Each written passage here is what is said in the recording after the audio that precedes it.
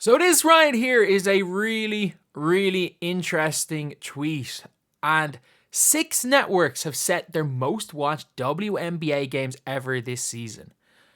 Every single one of them has featured Caitlin Clark. And is that a surprise to anyone? No, not at all. Like, the draw number 1 in the WNBA, forget about there are other draws, the draw number 1 has been Caitlin Clark and will likely be Caitlin Clark for till the hype dies down, which I don't know when that'll be. Like, could it be next week? Maybe. Could it be a month from now? Maybe. Who knows?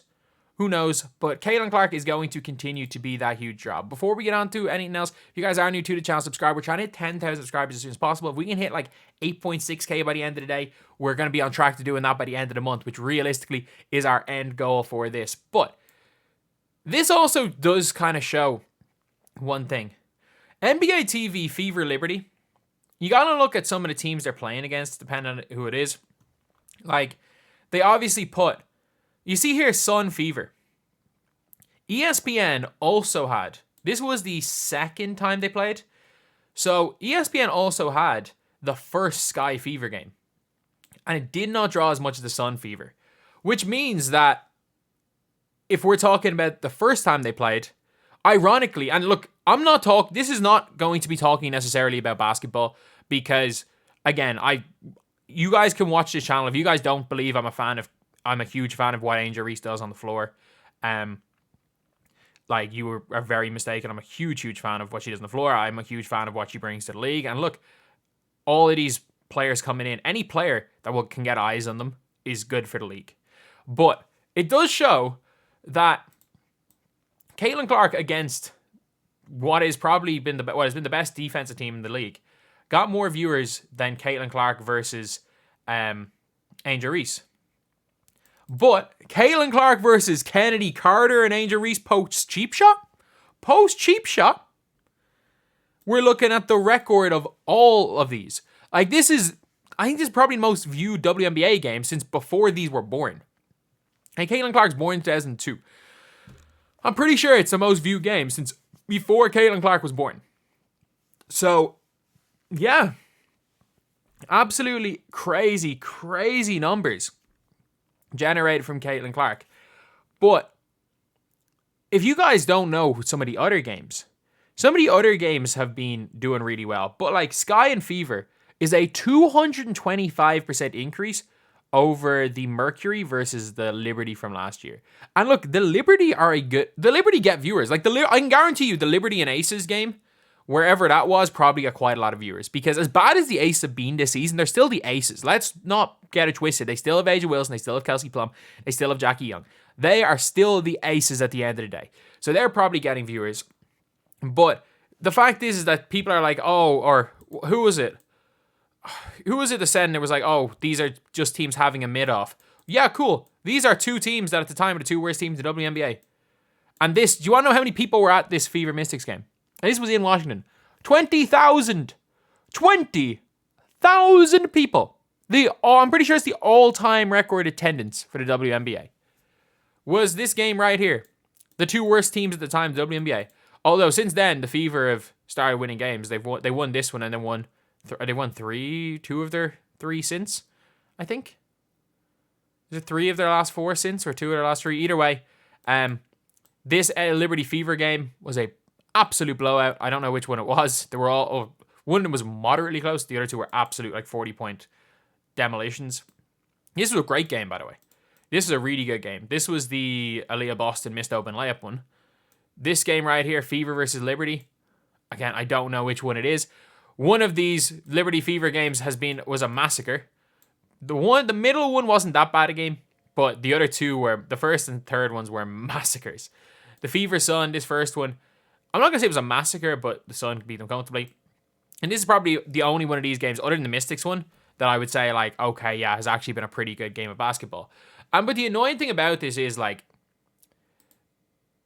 if that Angel Reese quote, where she was even being misquoted, that's the worst part, is she was talking about players are here to watch everybody. That Angel Reese quote, I can guarantee you, like, I haven't even looked, I can almost guarantee you the first thing is, so people aren't here for watch Angel Reese too. Caitlin Clark face the league. Okay. Wonder what's the common thing for the growth. The highest rated game is Caitlin Clark versus Angel Reese. 2.25 million. Yeah. Ironically enough, considering the fact that the Sun versus Fever had more viewers than Angel Reese versus Caitlin Clark Part 1. Angel Reese versus, or Kennedy Carter versus Caitlin Clark realistically is what got the views. But either way, look, people are there to watch. There are people willing to watch these games now. Like 225% increase.